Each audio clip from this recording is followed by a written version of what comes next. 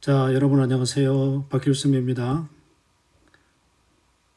이 시간에는 병신과 머저리의 마지막 작품 정리 학습을 해보도록 하겠습니다.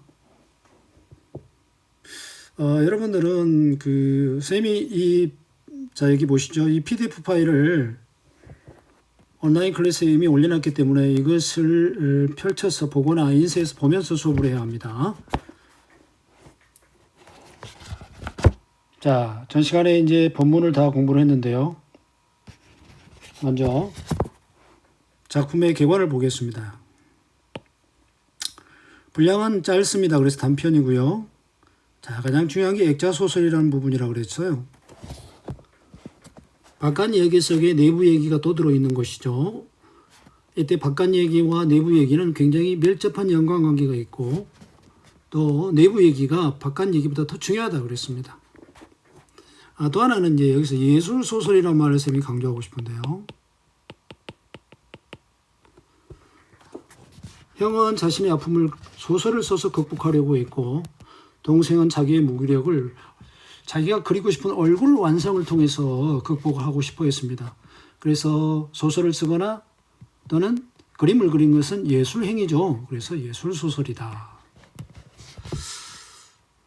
그 다음에 성격에서 굉장히 심리적이죠. 1인칭 주인공 심리. 특히 자기 내면의 갈등, 내면의 고민, 그 내면의 문제의식 잘 드러났죠.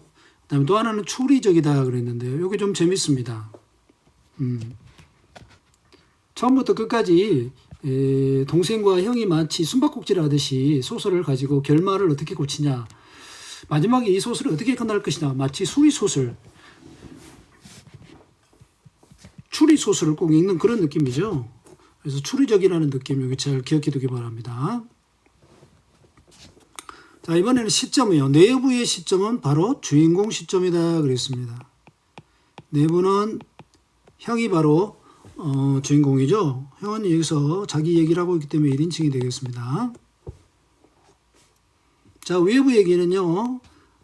때에 따라서는 형 얘기도 나오지만 주로 서술자인 동생이 형의 얘기를 하죠. 그래서 이때는 관찰자 시점이다. 그러나 1인칭 주인공 시점도 간혹 나와요. 그래서 혼용되고 있다는 것. 그 다음에 이제 배경을 살펴보겠습니다. 배경은 소설 내부 얘기는 6.25 전쟁 중이죠. 네. 강계에는 저 압록강 근처의 어떤 시골 마을, 그 산 속에서. 그 다음에 외부 얘기는 6.25가 끝나고 나서 한 10여 년, 1960년대입니다. 그래서 이 작품이 창작과 비평사에 1966년에 창작됐다고 그랬죠. 그렇기 때문에 전쟁 후 한 10년입니다. 어느 도시에서. 자, 여기서 주제가 중요한데요. 삶의 방식이 다른 형제의 아픔과 극복 의지. 형은 의사로서, 동생은 화가로서, 형은 또 전쟁을 체험한 세대로서, 동생은 전쟁을 체험하지 않고 그냥 막연히 아픔을 느끼는 그런 세대로서 아픔을 느끼는 것도 다르고 그 아픔을 극복하려는 그러한 정신력도 다르고 여러 가지로 다르죠. 그런 얘기를 보여주고 있어요. 다시 한번 정리를 하면 삶의 방식이 다른 형제의 아픔과 아픔만 있는 게 아니고 그걸 극복하려는 의지에서 차이, 이걸 보여준 겁니다. 자, 그 다음에 이제 특징인데요. 이게 좀 중요하다고 저는 강조하고 싶습니다. 이야기 속의 이야기가 있는 무슨 구성? 액자식 구성이다 그랬어요. 그 다음에 추리소설적인 서사 구조를 보인다. 여기서 좀 어려운 말이 보이는데요. 고도의 상징성을 띈다 그랬어요. 상징이란 뭔가를 암시하는 건데요. 자, 보세요. 예를 들면 제목부터가 상징입니다. 병신. 원래 신체의 일부분이 고장난 사람을 말하죠. 네. 팔이 떨어져 나갔거나 다리가 부러졌거나 이런 사람들인데요. 여기서 이 병신이란 바로 형이죠. 네. 현실에 어떤 문제가 생기면 그걸 적극적으로 대항해서 그 문제를 개선하는 그러한 태도를 보이지 못하고 내면에서 괴로워하고 죄책감을 느끼고 자괴감에 빠지는 그런 모습. 그 다음에 머저리. 모조리는 뭔가 이제 할 줄 모르는, 예, 뭔가를 모르는 사람. 동생이죠. 네.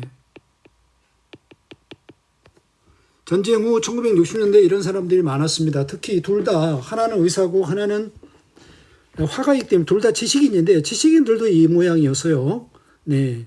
그래서 60년대 지식인들의 그러한 그 좌절감 이런 것을 이제 대표하는 인물이 바로 상징적인 인물이 형과 동생인데 형을 병신이라고 상징성, 동생을 머저리라고 이렇게 상징적으로 보여준 겁니다.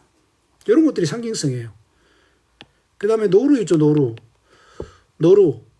불쌍하죠? 약한, 사회적 약자죠. 약자. 강자에 의해서, 네, 생존권이 위협을 당하는 존재들. 지금 우리 사회도 약자들은 참 힘들죠. 네. 그 다음에 소설을 쓴다거나, 소설 쓰기, 그 다음에 얼굴 그리기, 이런 것들은 자기 자신을 되찾는 행동들이죠. 극복하는 행동들이에요. 뭔가를 다 암시하고 있는 말들입니다. 이렇게 상당히 그 상징성이 두드러진 작품이 바로 이 작품이다. 자, 이번에는 이제 그 밑에 작품의 구성을 5단계로 볼 때, 자, 여기 이제 발단인데요. 의사인 형은 소녀의 죽음으로 병원일을 중단하고 소설을 쓰기 시작했다. 병원일 중단. 그다음에 나는 그런 형의 소설을 훔쳐보며 형이 왜 그렇게 방황하고 병원까지 그만두는지 근원을 찾으려고 하죠. 네. 하지만 소설은 결말 부분에서 딱 멈춰서 진전이 없죠. 그 다음에 그동안에 나는 혜인이라는 그 연인으로부터 이별 편지를 받게 되죠. 네. 그래서 그림이 더욱 안 그려져요. 네. 게다가 형의 결말은 계속 진전이 없어요. 그래서 괴로워서 형의 소설을 자기가 결말을 바꿔버리죠. 자기 마음대로. 네. 형 대신 결말을 쓰는 부분. 여기까지가 이제 위기인데요. 이제 절정 부분이 바로 우리가 교과서에 다루는 부분이죠. 형은 내가 썼던 소설의 결말을 찢어버리죠. 나는 형이 김일병을 죽이는 걸로 소설을 만들어 놨는데, 자, 여기서 형은 나의 추리를 거부했죠.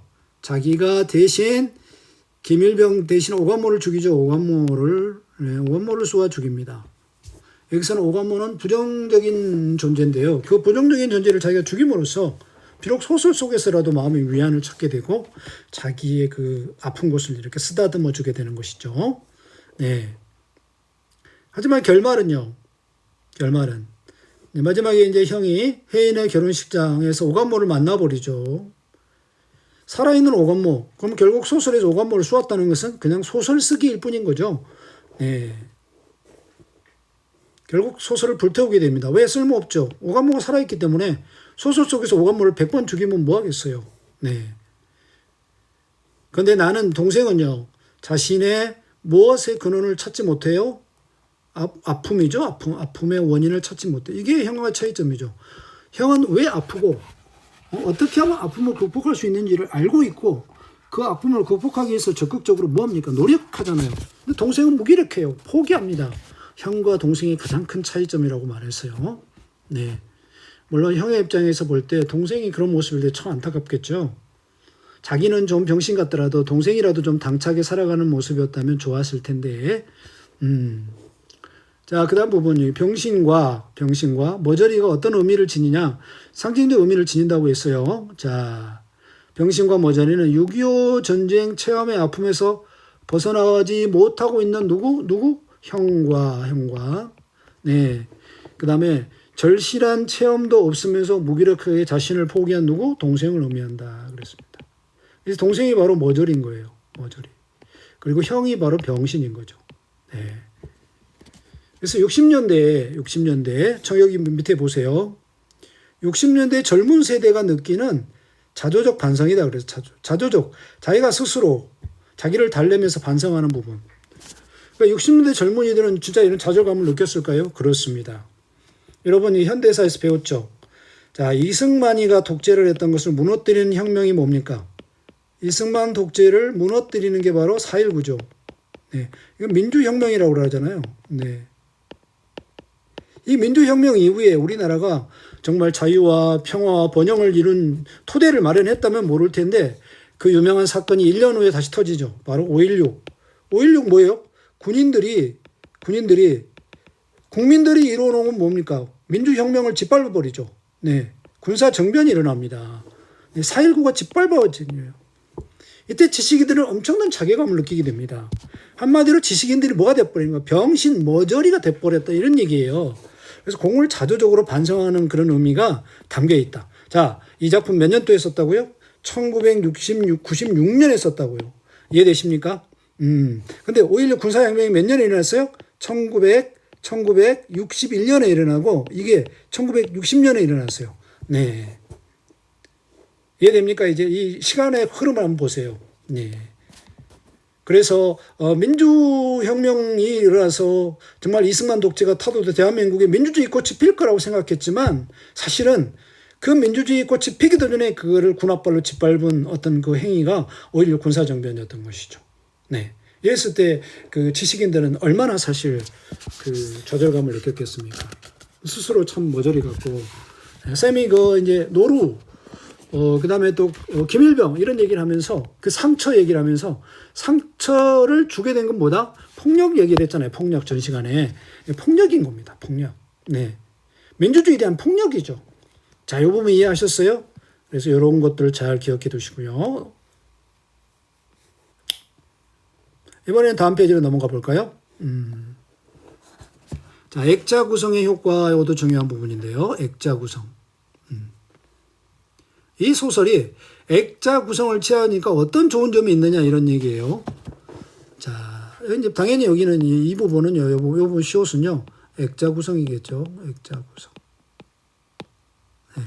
자, 이 바깥에 외부 이야기는 형과 동생의 이야기죠.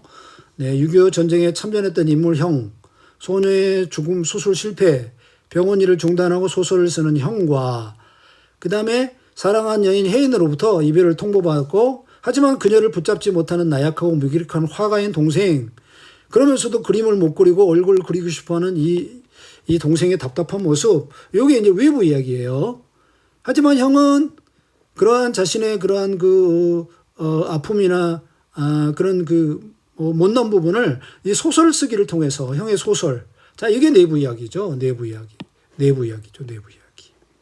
그래서 내부와 외부가 긴밀하게 연결이 되고 형과 동생이 이 소설을 통해서 긴밀하게 연결이 되죠. 그리고 이것 때문에 또 갈등하기도 하고요. 네. 그 다음에 이 소설 때문에 동생은 또 정신을 번쩍 차리게 되죠. 네. 그 다음에 이 마지막에 오감모가 살아났을 때 형은 이따위니까 필요 없어. 이제 내가 직접 오감모로 상대할 거야. 라면서 정신적으로 성숙하는 모습을 보이죠. 이게 액자 구성이 아주 적절한 거예요. 이러한 내용을 다룰 때. 이해되십니까? 자, 그러면 밑에 부분 한번 채워보죠. 이 작품은 소설 속의 주인공이 무엇을 쓰는 구성? 이거 답이 너무 쉽네요. 무엇을 쓰는 구성? 소설이죠. 소설을 쓰는 구성을 취하고 있다. 이는 주인공들의 고통과 극복 과정을 좀 더 입체적으로 보여줍니다. 입체적으로 형상화했다. 그 다음에 삶의 방식이 다른, 주제라고 그랬습니다. 삶의 방식이 다른 형과 동생의 아픔과 극복 의지. 자, 요걸 좀 지워보겠어요. 네. 이 부분이 소설의 주제라고 그랬습니다. 이 부분. 삶의 방식이 다른 형, 동생, 아픔과 극복 의지. 형은 6.25 전쟁 체험자예요. 근데 동생은 6.25를 체험 안 했지만 4.19를 일으켰고 그 다음에 4.19 이후에 5.16 군사력 정변으로 인해서 4.19의 그러한 꽃이 짓밟히는 것을 목격한 그런 세대죠. 하지만 이 동생이 형보다는 뭔가 좀 적극적인 대결 의지가 없는 건 바로 그러한 고통을 실전적으로 겪어보지 않았기 때문입니다. 즉 경험, 여기서 경험 세대와 잠깐만요. 경험 세대와 경험해보지 않고 느낌으로만, 이걸 관념이라고 그러는데요. 요런 거 좀 유식하게 좀. 경험 대 관념이라는 거 차이죠. 네. 그래서 이제 전쟁을 실제 경험했던 그 비인간적이고 잔인한 모습을 실제 겪었던 오감모라는 그런 인간을 실제 그 맛을 맞닥뜨려 본 형은 문제에 대한 대결의식이 훨씬 센 거예요. 하지만 동생은 그러지는 못했잖아요. 네. 그래서 그 차이가 액자 구성에 잘 드러난다는 겁니다. 그래서 그 밑에 보세요. 그러면 형과 동생의 아픔과 대응 방식 이 부분. 아픔이 다르니까 대응 방식도 달라요. 자, 먼저 아픔의 양상이란 모습인데요. 참전 경험에서 비롯된 아픔, 경험이란 말 보이죠? 네, 형은요. 하지만 동생은요. 자, 경험이 아니라 뭡니까? 관념이란 말 보이죠? 여기 관념 보이죠? 관념. 경험 보입니까? 요거 선생님이 괜히 써놓은 게 아니에요. 여기 보이죠? 네. 관념에서 못 벗어나요. 즉 느낌으로만, 마음속으로만, 즉 머리로만 이해하는 거예요. 가슴으로 이해를 못하는 겁니다. 그래서 환부를 알 수가 없어요. 환부. 어디를 다쳤는지 어디가 아픈지 알 수 없어요. 우리가 어디를 치료를 하려면 어디가 아픈지를 알아야 될 거 아니에요. 여기가 아파요. 여기에 약을 발라주세요. 여기가 골맞어요. 여기를 째주세요. 이래야 될 거 아니에요. 근데 그 부분을 모른다는 거예요. 이게 경험과 관념의 차이죠. 자, 그 다음에 아픔에 대응하는 요게 이제 중요한데요. 아픔에 대응하는 방식이 다르다고 하는 것. 형은요, 형은 무엇을 써요? 여기 뭐가 들어가야 돼요? 소설 쓰기란 말이 들어가야 되죠. 소설 쓰기. 소설 쓰기를 통해 자신의 아픔을 즉시 똑바로 보고 그걸 극복하고자 애를 쓰는 형. 반면에 형의 소설을 읽으며 자신의 아픔이 있다는 것을 성찰, 반성하지만 자기라고 무기력하고, 그죠? 또 쉽게 포기하고, 5.16 군사혁명이 일어나도 그냥 잠잠하게 있고 그냥, 포기하고. 하지만 그 근원을, 뭐 하죠? 그 근원을 뭐 했어요? 찾았어요? 못 찾았어요? 여기에 뭐가 들어가야 돼요? 찾지 못하면 말이에요. 찾지 못함. 근원을 찾지 못함. 누가? 동생과 형의 가장 큰 차이. 이 부분 이해되시죠? 자, 이제 그 밑에 부분. 형이 마지막에 소설을 왜 불태웠다고요? 이 부분 중요합니다. 이 부분요. 형이 소설을 불태운 이유. 여러분 다 아시죠? 네. 오감무가 살아있다는 것을 실전에서 본 거죠. 자, 살아있는 오감무의 모습을 보자. 그지? 소설은 어디까지나 자기가 꾸민 거죠. 픽션입니다. 자기를 달래기 위한 자기 위안의 수단. 그죠? 네. 소설의 허구적 수단. 이런 방법으로는, 자, 여기 보세요. 현실 문제를 극복할 수, 있다, 없다. 이걸 깨달은 거예요. 그죠? 오감무가 안 나타났으면 그냥 소설 써가지고 소설에서라도 속에서라도 오감무를 죽여가지고 그냥 자기의 비겁하고 쪽팔린 마음, 방관자적인 그러한 죄책감을 좀 벗어날 수 있었던데 오감무가 살아있는 거 딱 본 거야. 그러면 소설 쓰기가 무슨 한계가 있죠, 한계가. 느낍니까? 한계가 있어요. 이걸로는 안 돼. 그죠? 네. 그래서 현실 문제를 이걸로는 이런 학구적인 소설 픽션 가지고는 극복할 수 없다는 것을 느끼고 이제 진짜 내가 현실에서 앞으로는 진짜 비겁하게 물러서지 않고 대결해 봐야겠다라고 깨달았기 때문에 그죠? 네. 그래서 형은 그 소설을 태우고 일상으로 돌아갈 수 있었다는 거예요. 그래서 여기에 정답 없다는 말이 들어가야 되는 거예요. 이해되셨습니까? 자. 그러면요, 한두 가지 또 선생님들 강조할 부분을 더 얘기하고, 그리고, 마치도록 하겠습니다.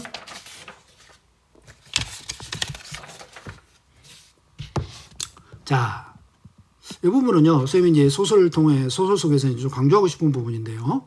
이렇게, 먼저, 형에게 소설 쓰기가 어떤 의미가 있느냐? 형에게 소설 쓰기라는 게 소설 쓰기가 어떤 의미가 있느냐? 어떤 가치가 있느냐? 첫째, 형의 그 죄책감, 그죠? 그 아픈 그 좀 쪽팔린 그런 마음을 소설을 통해서 어떻게 그런 마음이 좀 씻겨지죠. 그래서 내면 심리를 그죠? 내면 심리를 뭐 해주는 씻어내는 행위에 해당됩니다. 씻어내는 행위다. 뭐가? 소설 쓰기가. 그러니까 형은 소설을 써가지고 이거 참 그 속상한 마음을 좀 지워버리고 싶은 거예요. 그 다음에 동생한테도 자기 아내한테도 감추고 싶은 그런 쪽팔린 부분이죠. 근데 그걸 소설을 쓰면서 소설이 그대로 글씨로 이걸 써내니까 그게 드러나잖아요. 그래서 상처를 드러내고 두 번째, 상처를 드러내. 이거 감추고 싶은 부분이죠. 근데 소설을 쓰면 동생이 이거 읽어보게 되죠. 동생한테 자기 내면이 들킨 거죠. 하지만 동생이 읽더라도 자기는 뭐합니까? 그대로 쓰는 거죠. 드러내고, 드러내야만 뭐가 될까요? 치유할 수가 있죠. 치유하는 행위에 해당되는 거예요. 근데 동생은 바보같이 자기가 김일병을 죽이는 걸로 자기가 좀 바꿔놨잖아요. 그러니까 형이 볼 때는 이런 이 머저리 같은 자식, 불쌍한, 김일병이나 죽이는 주제에, 이렇게 얘기했잖아요. 싹 너의 굴로 꺼져! 이랬잖아요. 이렇게. 그러니까 동생은 근본적으로, 뭔가 형에 비해서는 그 적극적인 의지가 부족한 거예요. 세 번째, 좋지 않은 과거에 대한 자기 위안. 예. 자기가 자기를 위로해주고 달래주는 거. 자기 위안. 소설 써가지고 자기 위안과 그리고 자신의 성찰. 성찰 행위라. 소설 쓰는 게. 특히 김일병한테 너무 미안하죠. 그죠? 김일병을 오감무가 죽이지 않도록 어떻게 해가지고 살려서 데려와서 해야 되는데, 그죠? 그리고 김일병이가 오감무한테 자기가 남색의 대상이 되지 않게 해서 버틸 때 뭔가 좀 도움이 좀 돼줬어야 되는데, 그런 거 못했잖아요. 그죠? 근데 소설이라도 써가지고 그런 것을 반성하는 행위에 해당된다는 거예요. 이해되셨습니까? 자, 이 부분 좀 중요하고요. 오케이. 그 다음에,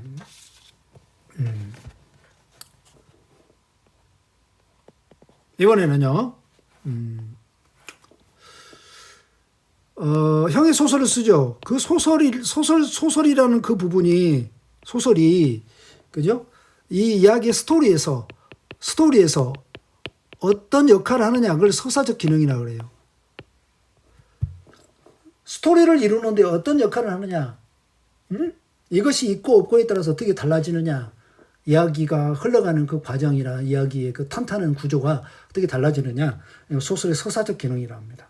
서사는 이야기를 전개가 풀어가는 걸 말하죠. 이게 중요한 핵심이라고 그랬는데요. 첫째, 이 소설 때문에 형과 나아가 뭐하죠? 갈등합니다. 형과 나의 갈등의 매개체입니다.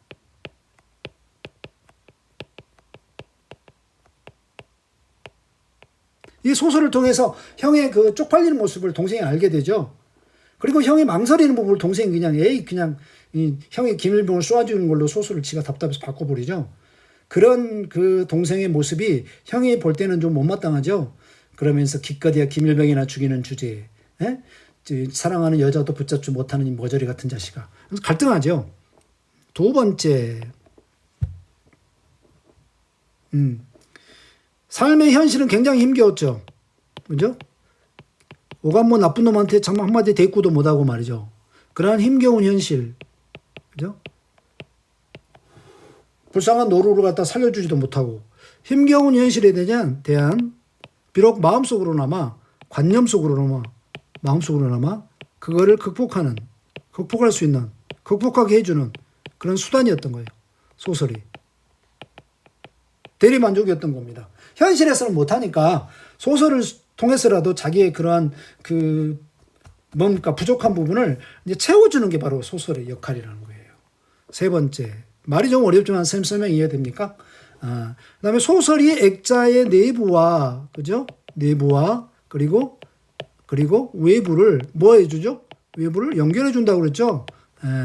연결하는 매개체다. 연결해주는 매개체라는 거. 요 세 가지 부분. 다시 한번. 형이 소설을 쓰는데 이 소설이 실제로 스토리 전개에서 어떤 역할을 하느냐. 그죠? 이 소설 때문에 형과 나는 뭐 한다? 갈등하게 된다. 그죠? 그 다음에 이 소설은 현실에서는 해보지 못한 것을 마음속으로나마 대신 극복하게 해주는 그런 수단이 된다. 그 다음에 액자의 내부 얘기와 외부 얘기를 서로 잘 연결해주는 그런 역할을 바로 해준다. 이해되셨죠? 자, 지금까지 좀 어렵다고 느껴지는 이 병신과 머저리라는 이 작품을 쭉 공부를 해봤는데요. 좀 이해가 안 되시는 부분은 여러분들이 자주 또 복습도 해보면서 열심히 또 내용을 또 다 숙지해서 중간고사에서 실수가 없도록 잘 준비하시기 바랍니다. 지금까지 온라인 강의 들으시느라고 수고 많았습니다. 여러분 빠이빠이.